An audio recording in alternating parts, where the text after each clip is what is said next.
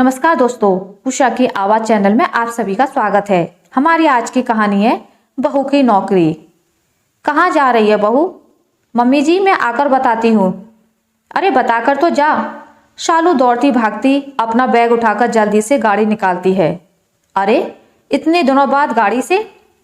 बस मैं आती हूँ कहकर शालू बिना बताए घर से चली जाती है। शालू के घर में उसके अलावा उसके सास ससुर और पति सुधीर रहते हैं, जो अक्सर अपने काम से घर से बाहर ही रहते हैं। शालू की एक ही नंद है जो कि बड़ी है और उसकी शादी हो चुकी है। शालू की शादी को 2 साल हो गए हैं। शालू अपने परिवार के साथ बहुत खुश है। उसके सास ससुर अधिक उम्र के हैं। ससुर सुरेश जी रिटायर्ड और स्वस्थ हैं, पर सासू माँ लता जी को दिल की बीमारी है। 5 घंटे बाद शालू घर लौटी। उसके ससुर उसके साथ थे, जो कि बुरी तरह से घायल थे। माथे पर पट्टी बंधी हुई थी, हाथ में फ्रैक्चर हो गया था। लता जी अपने पति की ऐसी हालत देखकर बहुत घबरा गई।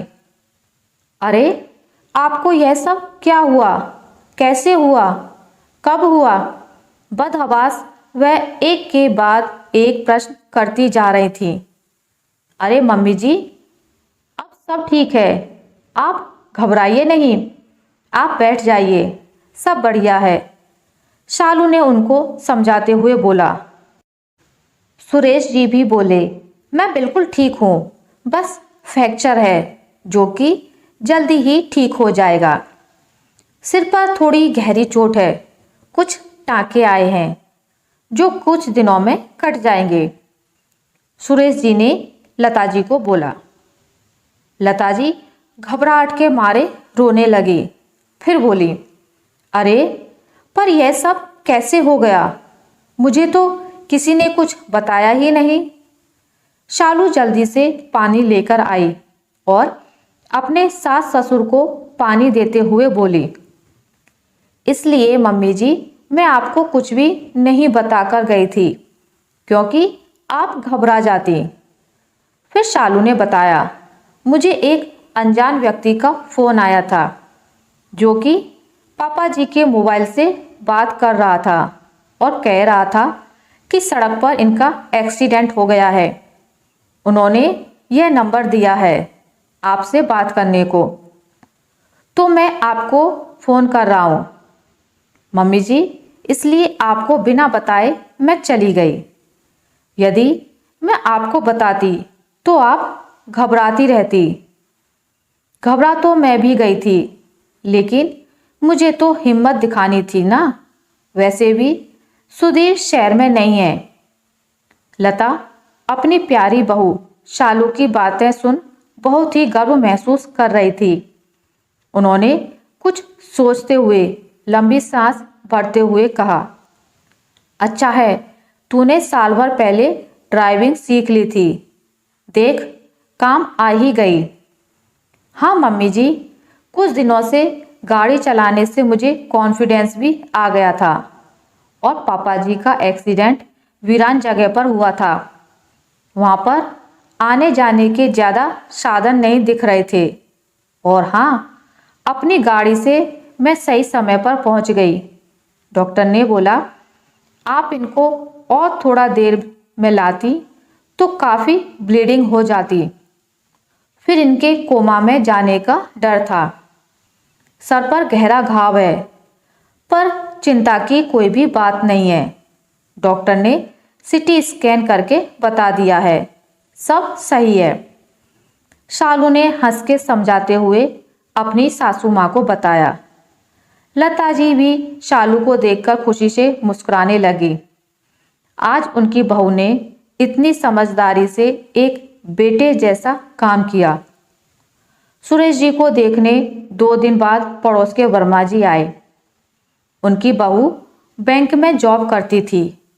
उनको अपनी बहू की इस बात पर बड़ा गर्व था कि मेरे बेटा बहू दोनों ही कमाते हैं। वह बातों बातों में अपनी बहू की कमाने की तारीफ करते ही रहते। कहीं ना कहीं शालू को नीचा दिखाने की कोशिश करते थे। सुधीर की बिल्कुल भी इच्छा नहीं थी कि शालू नौकरी करे। वह पढ़ी लिखी तो थी, पर सुधीर कहता था, तुम घर में ही रहो, नौकरी करने के लिए मैं काफ़ी हूँ। तुम मेरे माँ बाप और अपना ध्यान रखो, खुश रहो और ज़िंदगी का मजा लो, मेरे लिए यही काफ़ी है। शालू को भी नौकरी करने की कोई खास इच्छा नहीं थी। उसे अपनी सीधी सरल जिंदगी पसंद थी, इसलिए उसने भी नौकरी करने की कोई भी जिद नहीं की। वह अपने सास ससुर के साथ मज़े से घर में आराम से रहती थी। उस दिन भी वर्मा जी अपनी बहू की तारीफ कर रहे थे। उनकी बातों से अब शालू थोड़ी हर्ट होती थी। यह बात लता जी को भी महसूस होने लगी थी।